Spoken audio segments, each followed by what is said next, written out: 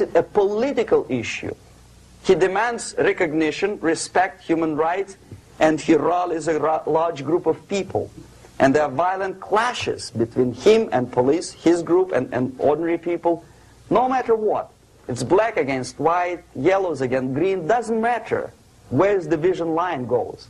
As long as this group come into antagonistic clash, sometimes militantly, sometimes with firearms, that is destabilization process. The sleepers, many of whom are simply KGB agents, become leaders of the process of destabilization. Doesn't mean that Comrade Andropov sends Comrade Ivanov to the United States. The person who takes care is already here. He is a respected citizen of the United States. Sometimes he gets money from various foundations for his legitimate struggle for, I don't know, human rights, women's rights, kid lib, prison lib, whatever. There are sympathetic Americans who donate their money to him. This stabilization process usually leads directly to the process of crisis. In case of developing nations, that's the area where I was active. The process starts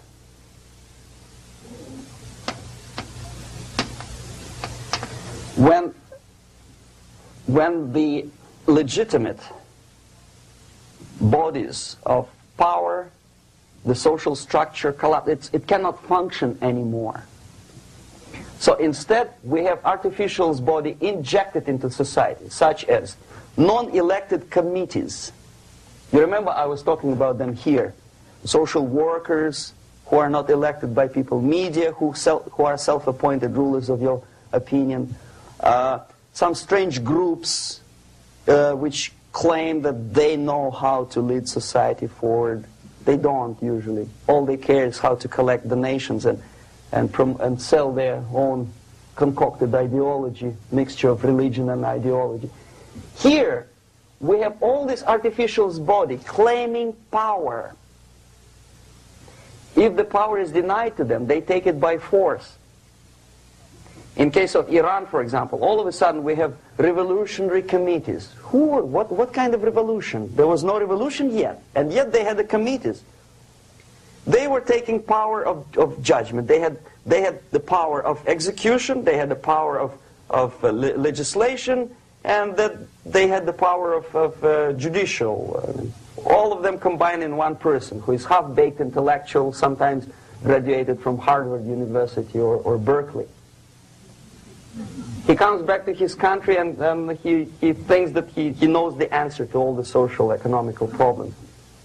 Okay?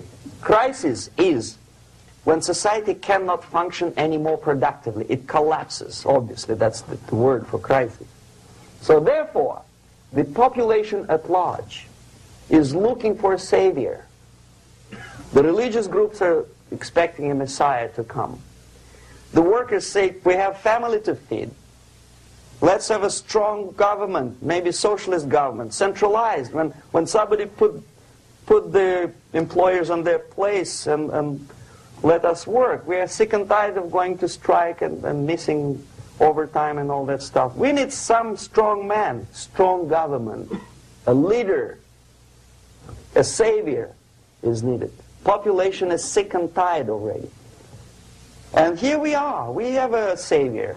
Either a foreign nation comes in, or the local group of leftists, Marxists, no matter what they call themselves, Sandinista, a reverend or some sort, Bishop Muzureva, like in Zimbabwe, doesn't matter.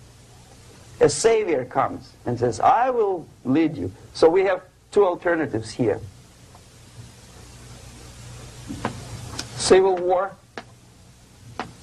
an invasion. Okay?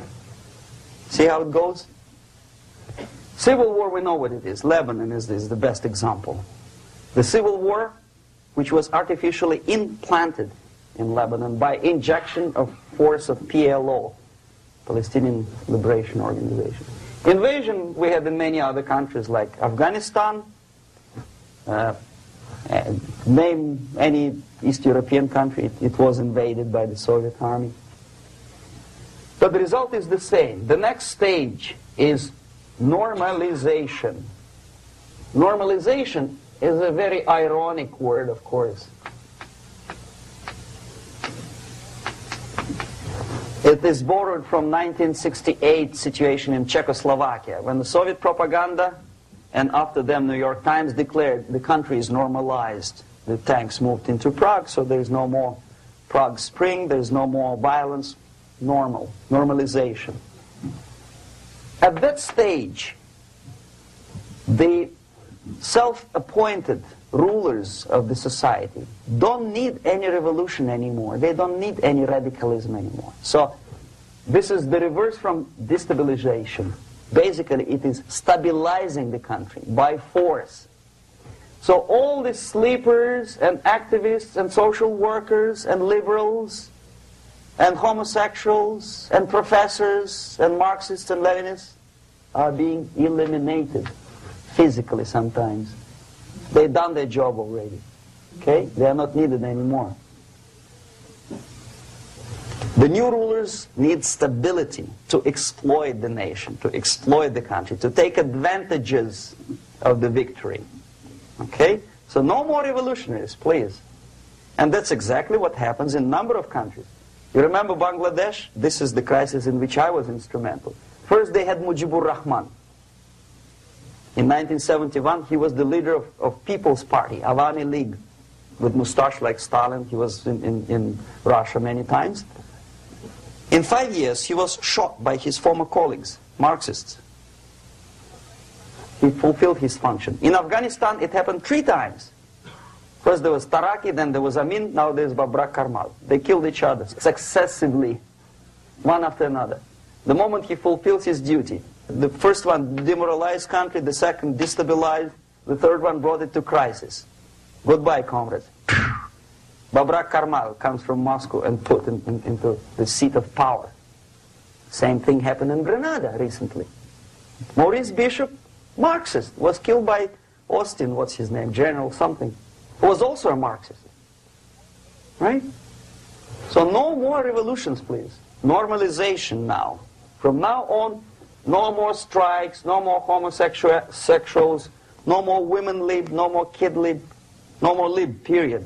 A good, solid, democratic, proletarian freedom. That's it. Now, to reverse this process takes enormous effort.